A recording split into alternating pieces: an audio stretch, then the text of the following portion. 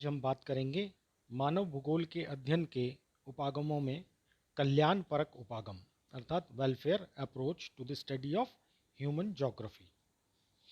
अब कल्याणपरक जैसे कि नाम से ही पता लगता है कि इसमें मानव कल्याण की बात की गई है कि जो भूगोल है अर्थात हम ये भी कह सकते हैं कि यह जो उपागम है वो सर्वजन हिताय और सर्वजन सुखाय की विचारधारा पर आधारित है, जो जन समुदाय के जीवन स्तर को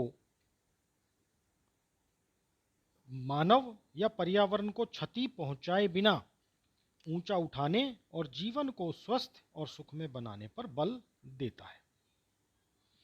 अर्थात हम ये भी कह सकते हैं कि सर्वे भवन्तु सुखिने, सर्वे सन्तु निरामया, सर्वे भद्राणि पश्यन्तु, माँ कश्चित् दुख भाग भवेत। ये जो भावना है, इस भावना को लेकर चलना ही कल्याणपरक उपागम कहलाता है। अर्थात मानव भूगोल का जो यह उपागम है वो इनइक्वालिटी के क्वेश्चंस पर बल देता है, अर्थात असमानता की जो मानवीय समाज है उसमें असमानता, किस प्रकार की असमानता है, चाहे वो क्षेत्रीय असमानता हो, चाहे वो सामाजिक असमानता हो, या एक ही क्षेत्र में मानव समाज में जो असमानताएं हैं वो किसी भी आधार पर हो सकती हैं, चाहे वो जाति के आधार पर हों, भाषा के आधार पर हों, वर्ण के आधार पर हों, अर्थात रंग भेद। ये जो असमानता है या ये निर्धनता भी हो सकती है कि मानवीय समाज में कुछ लोग निर्धन हों और कुछ धनवान हों। इसी तरह जो प्रादेशिक असमानता है उसमें ये भी हो सकता है कि एक प्रदेश में अकाल पड़ रहा हो या भुखमरी हो, एक प्रदेश में अधिक अपराध हों, एक में कम हों, एक प्रदेश में जो चिकित्सा और स्वास्थ्य सेवाएं हैं वो सभी को उपलब्ध हों, एक में कम हों। अर्थात जो वितरण के प्रादेशिक असमानता है उसका विश्लेषण करना और मानव कल्याण से संबंधित सभी पक्षों का ये कल्याणपरक उपागम के तहत आता है। कल्याणपरक उपागम का जो आरंभ है वो 1970वें के दशक में हुआ था। अब 1970-60 का जो दशक है उसमें मात्रात्मक और मॉडल निर्माण के महत्व की क्रांतिकारी प्रतिक्रिया हुई थी, अर्थात क्वांटिटेटिव रिवॉल्यूशन इन ज्योग्राफी उसी समय हुआ था। अर्थात जितनी भी भौगोलिक अध्ययन हुए तो उसको अधिकाधिक साइंटिफिक या वैज्ञानिक तरीके से करने के लिए उसमें मात्रात्मक विधियों और आंकड़ों का प्रयोग अधिकाधिक किया जाने लगा था। परंतु इस तरह के जो अध्ययन है उसमें समसामयिक सामाजिक समस्याओं को पूर्ण रूप से प्रकट करने के लिए और उनका समाधान सुझाने के लिए ये उपाय जो जितने भी हैं वो पर्याप्त नहीं थे। तो इसके कारण 1970 के दशक में मानव भूगोल में मानव कल्याण से संबंधित अध्ययन की आवश्यकता अनुभव की गई और उसी के कारण मानव भूगोल में या मानव भूगोल के अध्ययन में कल्याणकारी उपागम का विकास हुआ। अब कल्याणकारी उपागम के जो अंतर्गत है वो मानव कल्याण की दृष्टिकोण से मानवीय क्रियाओं की क्षेत्रीय विभिन्नता और स्थानिक संगठन पर विचार किया जाता है। अर्थात ऐसे अध्ययन में प्रत्येक ऐसे तत्व को समाहित किया जाता है जिसका मानव जीवन की गुणवत्ता बढ़ाने में योगदान होता हो। तो इसमें समाज के लिए उपयोगी वस्तुओं के वितरण, उपयोग की दशाओं, उपयोगिता की मात्रा, इन पर बल दिया जाता है। इनमें जो ये कल्याणकारी उपागम है, वेलफेयर अप्रोच है, इसमें मानव और पर्यावरण अर्थात दोनों ही प्राकृतिक और सांस्कृतिक दोनों ही पक्षों के मध्य इस प्रकार के संबंध पर बल दिया जाता है कि जिससे मानव कल्याण में वृद्धि हो और प्रादेशिक न्याय की उद्देश्य की पूर्ति हो सके। अर्थात जो प्रादेशिक भिन्नताएं हैं, चाहे वो आर्थिक विकास में हो, सामाजिक विकास में हो, शैक्षणिक विकास में हो या सुख सुविधाएं चाहे चिकित्सा और स्वास्थ्य सेवाओं में हो, मनोरंजन निर्धनता में हो, सामाजिक विभेद में हो, तो इस तरह की जो प्रादेशिक असमानता है उसके वितरण का विश्लेषण कल्याणपरक उपागम में किया जाता है। तो हम ये भी कह सकते हैं कि कल्याणपरक जो उपागम है वो मानव और पर्यावरण की इस प्रकार की क्रिया पर बल देता है जिससे किसी क्षेत्र या देश के निवासियों की जो मुख्य मुख्य आवश्यकताएं हैं, मूलभूत आवश्यकताएं हैं, उनकी पूर्ति होती रहे और वहाँ का जो पर्यावरण है वो संतुलित भी रहे। तो इसका अर्थ है कि जो डेवलपमेंट है, जो विकास है, वो संतुलित हो, संतुलित विकास की परिकल्पना को लेकर इसमें चलते हैं हम। अब इसका जो पूरा अध्ययन है उस उपागम के अंतर्गत विकास के जो संकुचित आर्थिक आधार है कि आर्थिक विकास की बात कर रहे हैं, उससे एक कदम आगे बढ़कर जीवन की गुणवत्ता पर ध्यान दिया जाता है।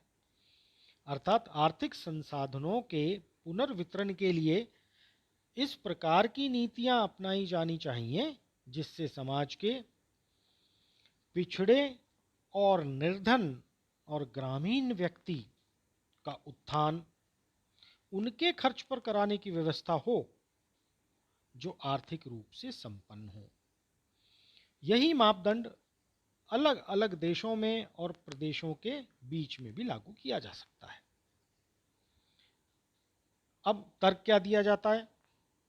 इसका तर्क यह दिया जाता है कि जो निर्धन हैं, साधन रहित हैं, पिछड़े हैं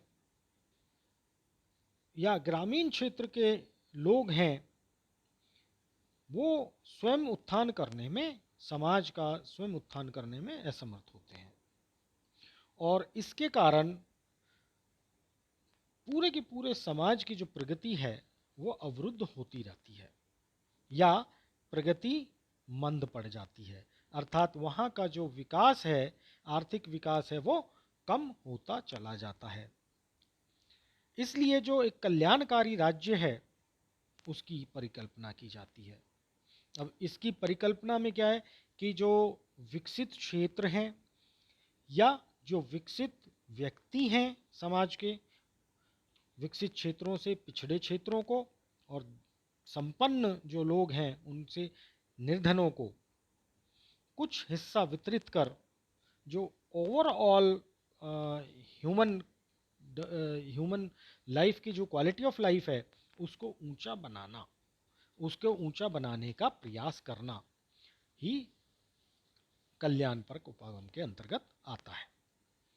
अब 1980 के दशक में जो अमेरिकी भूगोलवेत्ता हैं डीएम स्मिथ साहब, उन्होंने अपनी पुस्तकों में भी और लेखों के माध्यम से भी भूगोल में या मानव भूगोल में कल्याणकारी उपागम के प्रयोग और महत्व की व्याख्या की है। वो कहते हैं कि कल्याणकारी उपागम का जो मूल केंद्र बिंदु है वो है कौन क्या पाता है या किसको क्या मिलता है, किसको कहाँ मिलता है और कैसे मिलता है। अर्थात the basic focus of welfare approach is on who gets what, where and how. अब इसमें कौन क्या है, कौन का क्या अर्थ है? तो कौन का अर्थ है कि वो जनसंख्या, वो चाहे किसी क्षेत्र की है, चाहे देश की है, चाहे संपूर्ण विश्व की है, तो अर्थात विकास करने वाली जनसंख्या, जो कि अलग अलग उपवर्गों में विभाजित है। क्या का यहाँ क्या अर्थ है? क्या का अर्थ है कि जनसंख्या जिन वस्तुओं का या सेवाओं का या सामाजिक संबंधों का उपयोग करती हैं, उनसे है। कहाँ कहाँ बतलाता है कि निवास क्षेत्र के अनुसार जीवन स्तर में विभिन्नता पाई जाती है। कहाँ कहाँ पाई जाती है? कहाँ अधिक है विकास, चाहे वो आर्थिक विकास है, चाहे सामाजिक विकास है, कहाँ कम विकास है, तो ये कहाँ और हाउ, कैसे। कैसे का अर्थ है कि जो ये भिन्नताएं मिलती हैं, इनको कैसे पाटा जाए, अर्थात पूरे के पूरे समाज को कैसे विकसित किया जाए, कैसे पिछड़े और निर्धन लोगों को भी विकास की धारा में सम्मिलित किया जाए। भूगोल में जो सामाजिक और प्रादेशिक असमानता के सवाल हैं, इनको काफ़ी हद तक, इन पर काफ़ी समय से ध्यान दिया जा रहा है कि इनकी जो स्टडी हो सके। और पिछले कुछ दशकों से पर्यावरणीय क्षति और मानव जीवन स्तर में असमानता से होने वाली क्षति ने भूगोलवेत्ताओं और अन्य समाज विज्ञानियों का ध्यान अपनी ओर आकर्षित किया है। और जो ये कल्याणकारी उपागम है, ये अगर कहें तो मुख्यतः या मूलतः समाजवादी विचारधारा पर आधारित है।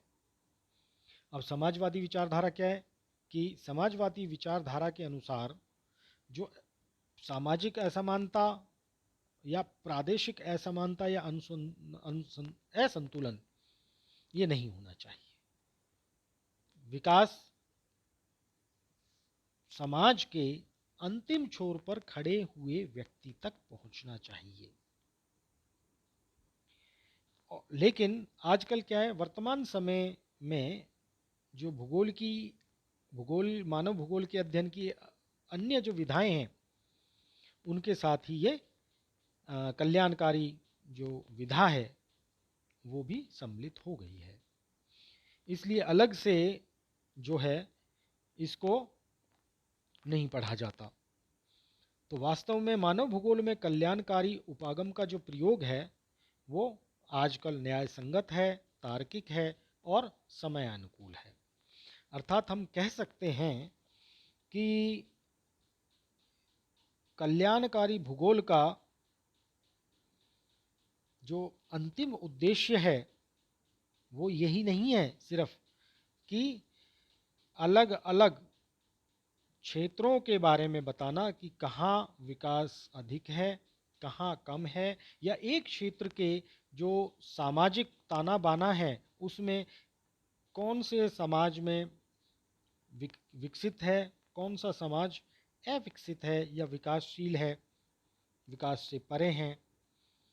तो सिर्फ इतना नहीं है कि जितने भी सामाजिक सूचक हैं, सोशल इंडिकेटर्स हैं, उनमें अर्थात क्षेत्रीय वितरण में पाई जाने वाली जो असमानता है उसका डिस्क्रिप्शन करना, उसका वर्णन करना ही नहीं है, बल्कि जो कल्याणकारी उपागम है इसका उद्देश्य है कि ऐसे सुझाव भी देना जिससे कि ये असमानता दूर हो सके, या दूर नहीं हो तो कम से कम जो असमानता है, चाहे वो क्षेत्रीय असमानता है या समाज में पाई जाने वाली असमानता है, उसमें वो कम हो सके। अर्थात जो निर्धन और धनी, ग्रामीण और शहरी, पिछड़े और अगड़े हैं, तो इन सभी का जो अंतर है वो पाटा जा सके और इस तरीके से पर्यावरण के साथ मिलकर पर्यावरण को नुकसान न पहुंचाते हुए मानवीय समाज विकसित हो। धन्यवाद।